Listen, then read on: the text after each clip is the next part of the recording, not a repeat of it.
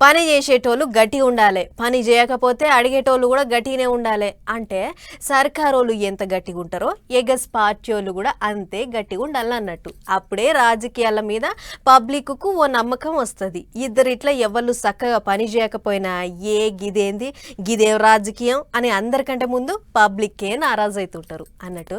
ఎజుడురి AP మాజీ CM ఏమో అంటుండు. అట్లిట్లా 4 వద్దులు నడిచిన ఏపీ అసెంబ్లీ మీటింగులు ఒడిచినాయి. ఇక ఇప్పుడుగా అసెంబ్లీ మీటింగులలో నడిచిన ముచ్చట్ల మీదనే మైకుల ముంగటికొచ్చి అరుచుకుంటూ మాజీ సీఎం డిఎస్సి మీద చర్చ పెట్టాలి అని మండలిలో మరలవాడి కొట్లాడితే కూడా చర్చ పెట్టలేదు అన్నట్టు కోపానికి వచ్చిండు సారు. నిజంగా ఆశ్చర్యం కలిగించే విషయం ఏంటంటే అసెంబ్లీలో ఈ మాదిరిగా బ్యాటింగ్ చేస్తారు, కానీ పక్కన మండలిలో 4 రోజుల నుంచి స్తంభింపజేస్తూ ఉన్నారు. ఇదే డిఎస్సి అనే సబ్జెక్టు మీద చర్చ జరగాలి అని.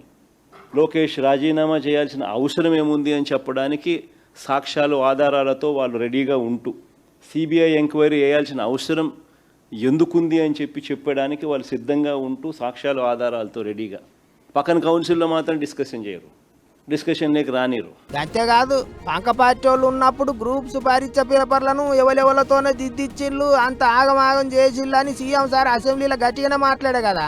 దానికి జగన్ సార్ ఏమన్నాడో చూడర్రే.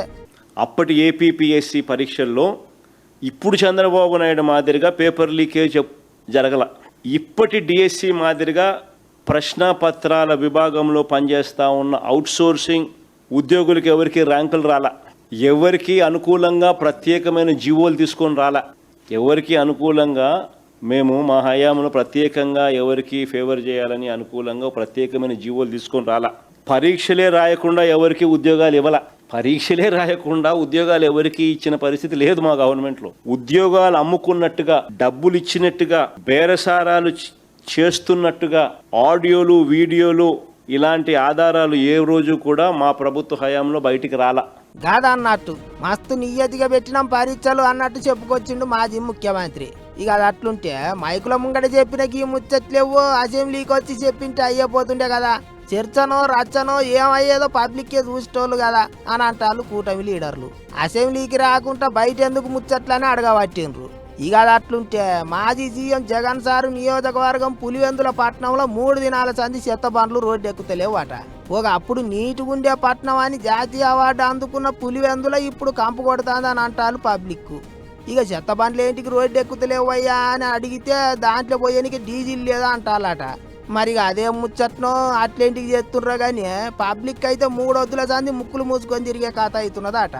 మాజీ సీఎం ఇలాకల గట్లుంటే ఎట్లా అని అడుగుతారు చాలా మంది.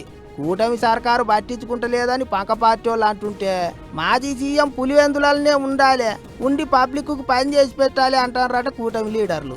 గిట్లా ఏమైనా ఎక్కడికి పో సర్కారు వాళ్ళకు ఏగజ్ పార్టీ వాళ్ళకు నడమ ఏదో ఓ తీరుగా కయ్యం కుయ్యం నడుస్తూనే ఉన్నది ఏపీలో కూడా.